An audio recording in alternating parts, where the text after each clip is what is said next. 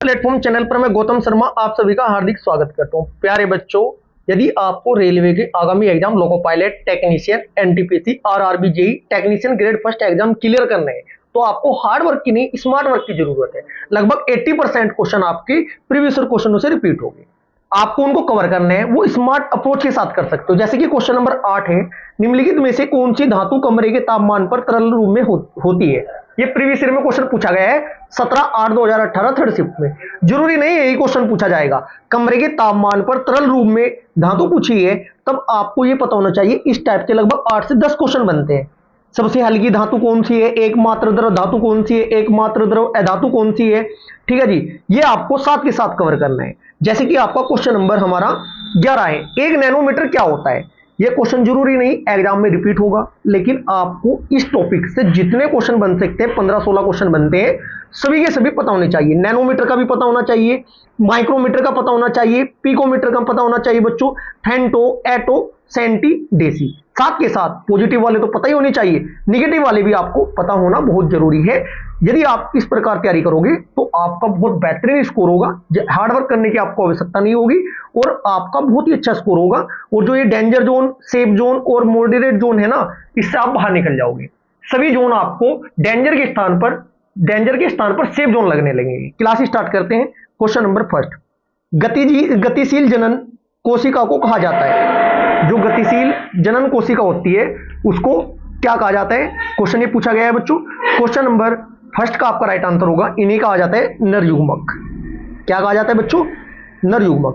जनन कोशिका एक जैविक कोशिका है जो प्रजनन करने वाले युग्मों को बच्चों जन्म देती है। ठीक है जी, next question, question number second देखिएगा, बेहतरीन क्वेश्चन है, 1 नंबर पक्का होगा इस क्वेश्चन से आपका। ध्वनि निम्न में से क्या है। जो ध्वनि होती है आपको ये बताना है निम्न में से क्या है।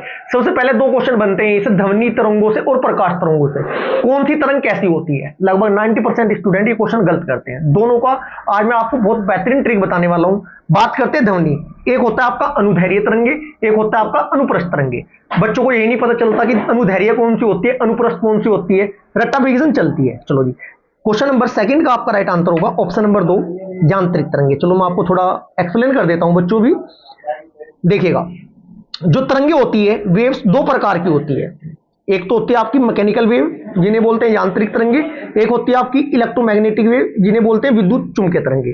जो आपकी यांत्रिक तरंगे होती है ना प्यारे बच्चों, इनको माध्यम की आवश्यकता होती है, जबकि जो आपकी विद्युत चुंबकीय तरंगे होती है इन्हें माध्यम की आवश्यकता नहीं होती। अब डायरेक्ट पूछा जा सकता है विद्युत चुंबकीय तरंगे निम्न में से कौन सी है। एक्सरे होती है, जो एक्स तरंगे होती है आपकी, ठीक है जी, अल्फा तरंगे होती है, बीटा होती है, ठीक है जी। साथ के साथ ये भी आपको पता होना चाहिए अनुप्रस्थ और अनुदैर्घ्य सीधे क्वेश्चन आपका बनता है। चलो, और ये जो आपकी तरंगे है ना, जो ध्वनि तरंगे है, वो किसकी चीज पर डिपेंड करती है। बोले तो 6 टाइप बनते हैं, 6 क्वेश्चन बनते हैं। यदि आप टेम्परेचर बढ़ाओगे तो आपका वेग क्या होगा, बढ़ेगा। दाब से क्या प्रभाव पड़ेगा, घनत्व से क्या प्रभाव पड़ेगा, आर्द्रता से क्या प्रभाव पड़ेगा, अनुभार से क्या प्रभाव पड़ेगा। इस टाइप के 2 क्वेश्चन पूछे जाते हैं, यही आपको कवर करने हैं। चलो मैं बता देता हूं, ध्वनि तरंगे निम्न में से क्या है। क्वेश्चन नंबर सेकंड का राइट आंसर होगा कैसी तरंगे है जी, ध्वनि तरंगे यांत्रिक। कैसे पता चला, तरंगे 2 प्रकार की बताई मैंने आपको, मैकेनिकल वेव और इलेक्ट्रोमैग्नेटिक वेव। डायरेक्ट देखो, मैकेनिकल वेव 2 टाइप की होती है, एक आपकी अनुप्रस्थ तरंगे, एक आपकी अनुदैर्घ्य।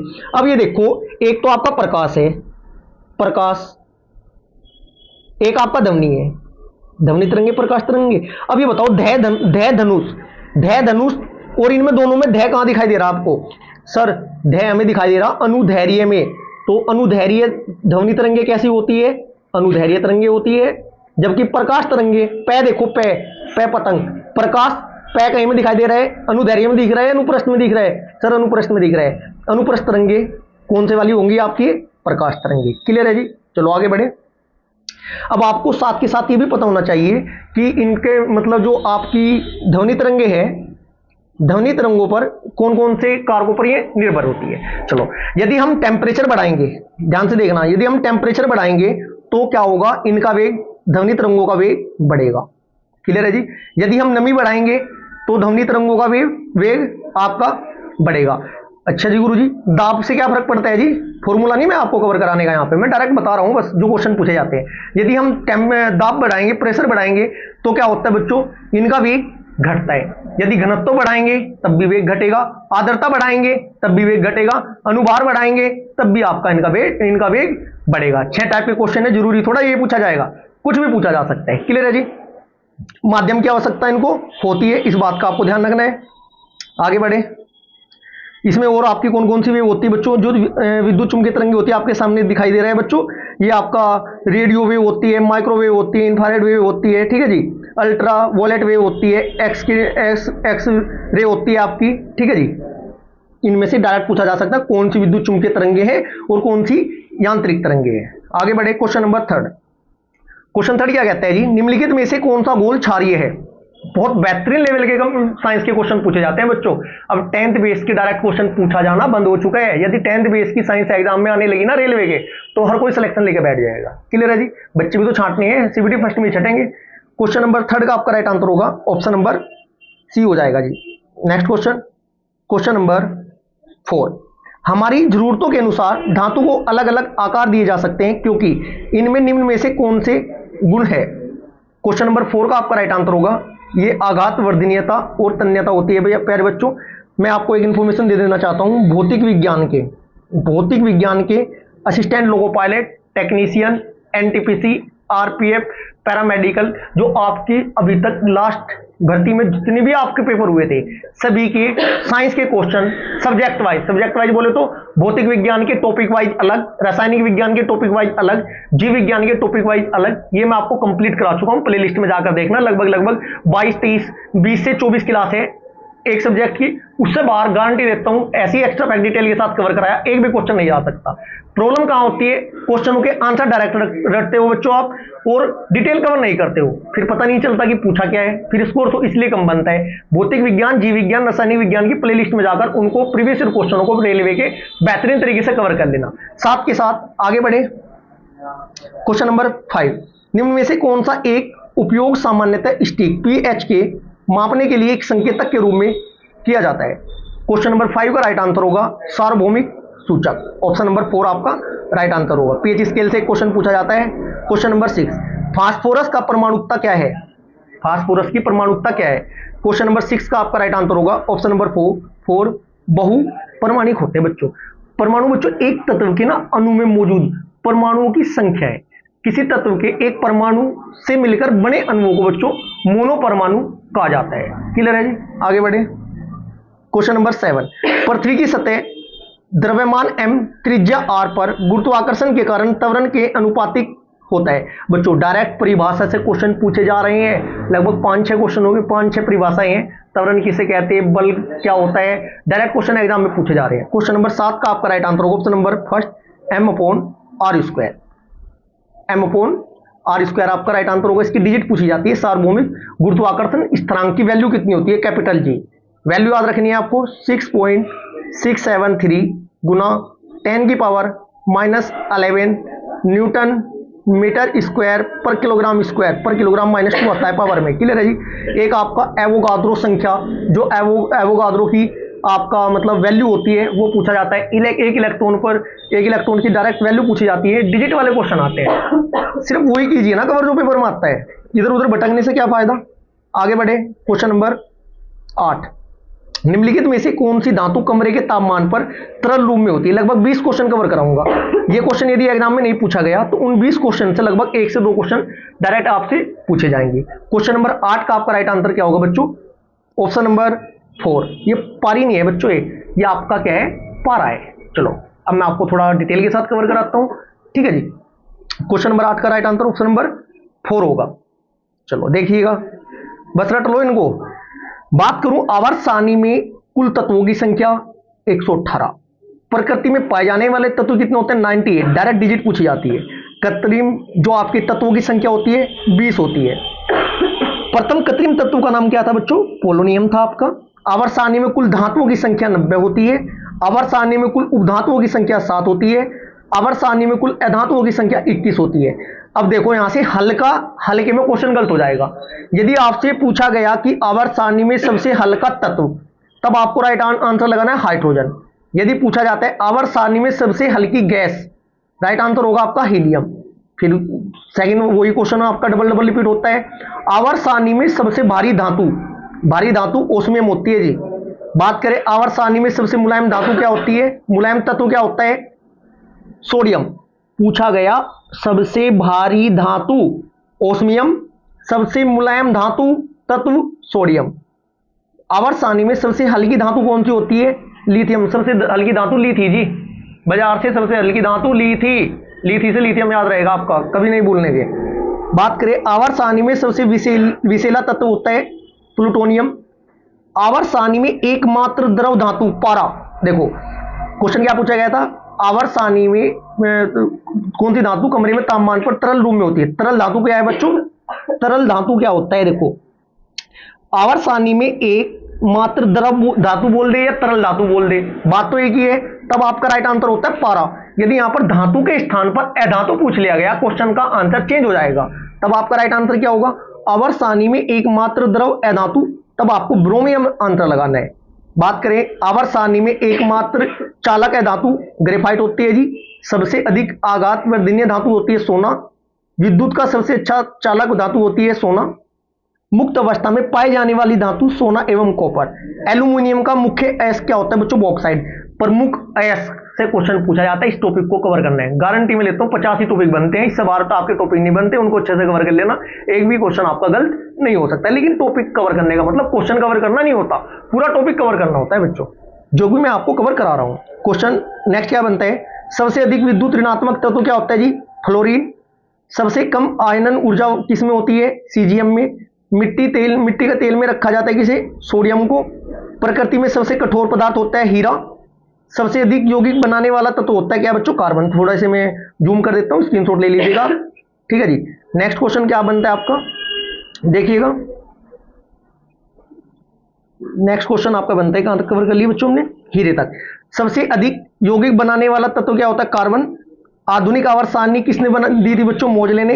एक आपका ट्रायड का नियम पूछा जाता है 3 वाला, एक आपका स्टक का नियम पूछा जाता है ऑक्टेट वाला, एक आपका आधुनिक ही है, डायरेक्ट पूछ ले जाते हैं। नेक्स्ट क्वेश्चन, आधुनिक आवर्त सारणी में वर्गों की संख्या कितनी होती है, 18। आधुनिक आवर्त सारणी में आवर्तों की संख्या होती है 7। स्टक का नियम दिया था न्यूलैंड ने, और ट्रायड का नियम दिया था डोबेरानर ने। आगे बढ़े, क्वेश्चन नंबर 9। अंडाशय से कोक में किसके माध्यम से लाया जाता है। क्वेश्चन नंबर 9 का आपका राइट आंसर होगा ऑप्शन नंबर 3, डिब वाहिनी के द्वारा। Next question, question number 10। मान लीजिए एक इलेक्ट्रॉन का आवेश 1.6 गुना 10 की पावर माइनस 19 है। जब तार में 1 एम्पीयर विद्युत धारा प्रवाहित होती है, तब तार के एक अनुभाग में प्रत्येक सेकंड में प्रभावित होने वाले इलेक्ट्रॉनों की संख्या कितनी होगी। बच्चों इसे सोल्व कैसे करेंगे, Q इक्वल टू NEC करेंगे, ये आपका फर्स्ट हो गया। Q होता है आपका आवेश, N होता है इलेक्ट्रॉनों की संख्या, E होता है आपका इलेक्ट्रॉन का आवेश। कितना दिया है बच्चों, 1.6 गुना 10 की पावर माइनस 19 दिया है। I इक्वल टू का क्या होगा बच्चों, आपका I इक्वल टू होता है Q अपॉन T। याद रखने का नंबर पक्का होगा, ये आपकी I equal to Q upon T हो जाएगा बच्चों। तो यहाँ से Q की वैल्यू यदि हमें निकालनी हो तो हम क्या करेंगे, IT करेंगे। ये हमारी सेकंड इक्वेशन होगी, फर्स्ट में सेकंड से जब आप इसे सोल्व करेंगे, N equal to I into T upon E होगा, वैल्यू रख देंगे 1, इसकी कितनी है 1 बटे 1.6 गुना 10 की पावर माइनस 19। जब इसको पूरे को सोल्व करेंगे तब आपका राइट आंसर निकल करके आएगा 6.25 गुना 10 की पावर 18। बच्चे इस क्वेश्चन को छोड़कर चल देते हैं और एक नंबर उनका कम होना निश्चित है। और यही एग्जाम में, प्रत्येक एग्जाम में लगभग 4 से 5 क्वेश्चन इस टाइप के आते हैं जो आपकी मेरिट बनाते हैं। क्लियर है जी। Next question, question number 11। एक नैनोमीटर क्या है, पूरा टॉपिक कवर कराऊंगा बच्चों, कन्वर्जन करना भी सिखा दूंगा, ठीक है जी। क्वेश्चन नंबर 11 का राइट आंसर होगा 10 की पावर माइनस 9 मीटर। एक नंबर पक्का होगा इनसे पावर वाले क्वेश्चनों से। देखिएगा, यदि हम बात करें बच्चों, सबसे पहले देखो डेका। डेका क्या होता है, पॉजिटिव वाले हैं, निगेटिव वाले भी कवर कराऊंगा, इसके बाद कन्वर्जन भी आपको बताऊंगा, कन्वर्जन डायरेक्ट कैसे कर सकते हो। बात करें पॉजिटिव वाले, डेका 10 की पावर 1, हेक्टो 10 की पावर 2, किलो 10 की पावर 3, मेगा 10 की पावर 6, गीगा 10 की पावर 9, टेरा 10 की पावर 12, पेंटा 10 की पावर 15, एक्सा 10 की पावर 18। क्लियर है जी, यहां तक कोई डाउट। चलो अब मैं पूरी आपको दिखाता हूं, पूरी सारणी कैसे देखते हैं। देखो, यदि बात करें देसी आपका ये रहा 10 की पावर माइनस 1, सेंटी 10 की पावर माइनस 2, मिली 10 की पावर माइनस 3, माइक्रो 10 की पावर 6 माइनस में है, नैनो 10 की पावर -9। अब देखो ये नैनो का क्वेश्चन पूछा गया था 10 की पावर 9। आपसे माइक्रो का भी पूछा जा सकता है, मिली का भी पूछा जा सकता है, सेंटी का भी पूछा जा सकता है, डेसी का भी पूछा जा सकता है। ट्रिक क्या बनानी है इसकी बच्चों, देखो ट्रिक क्या है हमारी, माइनस की पावर याद करने की, डीसीएम। डीसीएम नहीं होता है क्या, जो छोटा हाथी बोलते हैं जिसे छोटा है वो होता है ट्रक टाइप में होता है। देखो डीसीएम, डी से आपका डेसी, सी से आपका सेंटी, एम से आपका milli, DCM. MNP, M N P, देखो याद तो करना पड़ेगा। एम से आपका माइक्रो, एन से आपका नैनो, पी से आपका पीको, और आपका फेमटो और ओटो एटो। 10 की पावर -18 मैक्सिमम होता है इसमें। चलो अब आप समझ चुके होंगे, इनको अच्छे से कवर कर लेना, स्क्रीनशॉट ले लो उसको यदि आपको कवर नहीं है। ऊपर जाते हुए deca, hecto, kilo, mega, giga, tera, peta, rector. ठीक है जी, आगे बढ़े। क्वेश्चन नंबर 12, निम्नलिखित में से कौन सा वर्गीकरण परमाणुविक संख्याओं पर आधारित है। क्वेश्चन नंबर 12 का आपका राइट आंसर होगा ऑप्शन नंबर 1, आधुनिक आवर्त सारणी। बच्चों दिमित्री मेंडलीव ने 1869, ये सन भी पूछा गया है, समय काल भी पूछा गया है क्वेश्चन में। 1869 में परमाणु द्रव्यमान के आधार पर आवर्त सारणी के तत्वों की व्यवस्था करने वाला पहला रासायनिक वैज्ञानिक थे ये। ठीक है जी, आधुनिक आवर्त सारणी मेंडलीव की सारणी पर ही आधारित है, लेकिन इसमें तत्वों को उनके परमाणु संख्या के आधार पर रखा गया है। परमाणुओं के उनकी संख्याओं को आधार पर रखा गया, जबकि पहले उन्होंने द्रव्यमान के आधार पर रखा था। आगे बढ़े। क्वेश्चन नंबर 13, यदि 5 सेकंड में किसी वस्तु का वेग 5 मीटर प्रति सेकंड से बढ़कर 10 मीटर प्रति सेकंड हो जाता है तो उसका त्वरण कितना होगा। त्वरण क्या होता है बच्चों, v = u + at। कोई डाउट नहीं। v कितना है बच्चों, 10 मीटर पर सेकंड। ठीक है, u कितना है हमारा प्रारंभिक वेग 5 मीटर पर सेकंड, t कितना है 5 मीटर पर सेकंड। वैल्यू तो पुट करनी है। अब क्या हो जाएगा, 10 = 5 + a × 5। 5a बराबर कितना हो जाएगा, 5 बराबर, एक मिनट को, 5 बराबर 5a, a बराबर कितना हो जाएगा 1 मीटर पर सेकंड स्क्वायर। है क्या ऑप्शन में, बिल्कुल है, होगा जी। Right answer option number 4। आगे बढ़े। क्वेश्चन नंबर 14, एल्यूमिनियम ऑक्साइड प्रकृति में है। क्वेश्चन नंबर 14 का आपका राइट आंसर होगा ऑप्शन नंबर 3, उभयधर्मी। प्यारे बच्चों यदि आपको जीके याद नहीं होती है, जीएस याद नहीं होती है, हमारे चैनल की प्लेलिस्ट में जाकर शॉर्ट वीडियो वनडे एग्जाम को मद्देनजर रखते हुए सभी सब्जेक्ट की टॉपिक वाइज बेहतरीन ट्रिक के साथ आपको सभी डाटा प्रोवाइड कराया है, जिसमें आपका रासायनिक विज्ञान, भौतिक विज्ञान, जीव विज्ञान, प्राचीन भारत का इतिहास, मध्यकालीन भारत का इतिहास, आधुनिक भारत का इतिहास, भारत का भूगोल, विश्व का भूगोल, इकोनॉमिक्स, अर्थव्यवस्था, कला संस्कृति, ठीक है, विविध, सब कुछ कवर कराया है। एक बार जाकर क्लास देखिएगा, सिर्फ क्लास देखते देखते आपको कंप्लीट याद हो जाएगा। साथ के साथ जो टीसीएस कंपनी के पिछले 10 वर्षों में पूछे गए मैथ के क्वेश्चन सब्जेक्ट वाइज, बोले तो चैप्टर वाइज भी कवर कराएंगे। उन क्वेश्चनों को यदि आप देखोगे, आपको एक चीज महसूस होगी, लगभग 80 से लेकर 90% question without formula, without x solve कराएंगे। यदि आपकी कैलकुलेशन थोड़ा वीक है, आपको मैथ से डर लगता है, एक बार उन क्वेश्चनों की प्लेलिस्ट में जाकर नंबर सिस्टम और सिंप्लीफिकेशन वाली प्लेलिस्ट कंप्लीट कर लेना, आपकी कैलकुलेशन बहुत बेहतरीन हो जाएगी। आगे बढ़े। क्वेश्चन नंबर 15, यदि कोई वस्तु वर्ताकार पद में घुमाई जाती है तो उस पर किया गया कार्य क्या होगा। क्वेश्चन नंबर 15 का आपका राइट आंसर होगा ऑप्शन नंबर 1 शून्य हो जाएगा जी। नेक्स्ट क्वेश्चन, क्वेश्चन नंबर 16, वेग में परिवर्तन की दर को क्या कहा जाता है। देखो डायरेक्ट परिभाषा के अकॉर्डिंग क्वेश्चन पूछ लिया, इसलिए 5-6 परिभाषाएं हैं, इनको अच्छे से कवर कर लेना। बल क्या होता है, ठीक है, त्वरण क्या होता है, वेग क्या होता है, प्रेशर क्या होता है, क्लियर है जी, कार्य क्या होता है, एक करंट की वैल्यू क्या होती है, करंट की परिभाषा क्या होती है, कूलाम की परिभाषा क्या होती है, डायरेक्ट थ्योरेटिकल पूछ लिया जाता है और क्वेश्चन गलत हो जाता है। क्वेश्चन नंबर 16 का आपका राइट आंसर होगा, वेग परिवर्तन की दर को क्या कहते हैं, वेग परिवर्तन की दर को त्वरण कहते हैं। आगे बढ़े। क्वेश्चन नंबर अब थोड़ा डिटेल के साथ कवर करेंगे, इनके मात्रक पूछे जाते हैं। विद्युत धारा का, भौतिक राशि और उनके मात्रक। विद्युत धारा का मात्रक क्या होता है बच्चों, धारिता का, धारा का नहीं, विद्युत धारिता। धारा और धारिता में अंतर अलग हो जाएगा। विद्युत धारिता का आपका फैराडे होता है, तरंग या लंबाई का मीटर, चुंबकीय क्षेत्र का ग्रोस। 5 पर बाद में मैं अभी अंडरलाइन करूंगा, उन 5 को तो जरूरी याद रख लेना, वही रिपीट होते हैं। चुंबकीय क्षेत्र का ग्रोस, चुंबकीय प्रेरण का गाउस, तलीय कोण का रेडियन, विद्युत ऊर्जा का किलोवाट घंटा, समुद्र की गहराई फैथम में नापते हैं, विद्युत क्षेत्र की तीव्रता न्यूटन प्रति कूलम में नापते हैं। चुंबकीय फ्लक्स बार बार रिपीट होता है जी, चुंबकीय फ्लक्स बार बार रिपीट होता है। चुंबकीय फ्लक्स वेबर या मैक्सवेल, ठीक है, क्षेत्रफल वर्ग मीटर। ज्योति फ्लक्स ल्यूमेन। लेंस की क्षमता कैसे नापते हैं, डायोप्टर में नापते हैं। इससे वैल्यू पूछी जाती है डायरेक्ट सूत्र से। संवेग या आवेग का न्यूटन सेकंड। जड़त्व आघूर्ण का किलोग्राम वर्ग मीटर। विद्युत आवेश का कूलम, ये भी इंपॉर्टेंट है। चुंबकीय तीव्रता का टेस्ला बार बार पूछा जाता है। ताप का केल्विन, द्रव्यमान का किलोग्राम, परमाणविक गति का मेघ, ये परमाणविक नहीं, पराधमनिक मेघ में तो नापते हैं हेलीकॉप्टर वगैरह की हो। ठीक है जी, 5 अच्छे से कवर कर लेना, 1 नंबर आपको एग्जाम में पक्का होगा। क्वेश्चन नंबर 17, पौधों में बोनापन निम्नलिखित में से किसके उपचार द्वारा नियंत्रित किया जाता है। साथ के साथ असिस्टेंट लोगो पायलट का कंप्लीट पेपर 60 मिनट में 75 क्वेश्चन आपको करने हैं।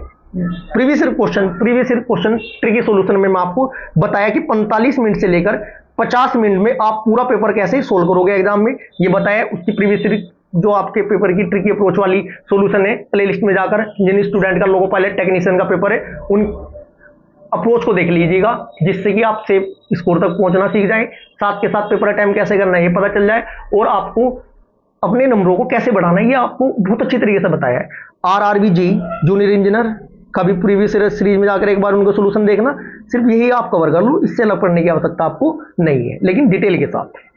क्वेश्चन क्या कहता है जी, क्वेश्चन नंबर 17, पौधों में बोनापन निम्नलिखित में से किसके उपचार द्वारा नियंत्रित किया जा सकता है। कुछ पौधे बोने रह जाते हैं बच्चों, किसके द्वारा किया जाता है, right answer option number 3 gibberellic अम्ल के द्वारा। बार बार रिपीट होता है क्वेश्चन ये। क्वेश्चन नंबर 18, मनुष्य के लिए निम्नलिखित में से कौन सा प्राकृतिक ऊर्जा का एक सबसे बड़ा स्रोत है। क्वेश्चन नंबर 18 का राइट आंसर होगा ऑप्शन नंबर 2 सूर्य। क्वेश्चन नंबर 19, निम्न में से कौन से पौधे के ऊतक कोशिका विभाजन में सक्षम होते हैं। क्वेश्चन नंबर 19 का राइट आंसर होगा विभज्योतक। नेक्स्ट क्वेश्चन प्यारे बच्चों, ये आज की असिस्टेंट लोको पायलट टेक्नीशियन की साइंस की क्लास सेट नंबर 15 हमारा यहीं पर समाप्त होता है। यदि आपको ये क्लास अच्छी लगी तो वीडियो को ज्यादा ज्यादा लाइक करें, शेयर करें। यदि आपने अभी तक चैनल को सब्सक्राइब और ज्वाइन नहीं किया है तो चैनल को सब्सक्राइब और ज्वाइन अवश्य करें। Thank you ji.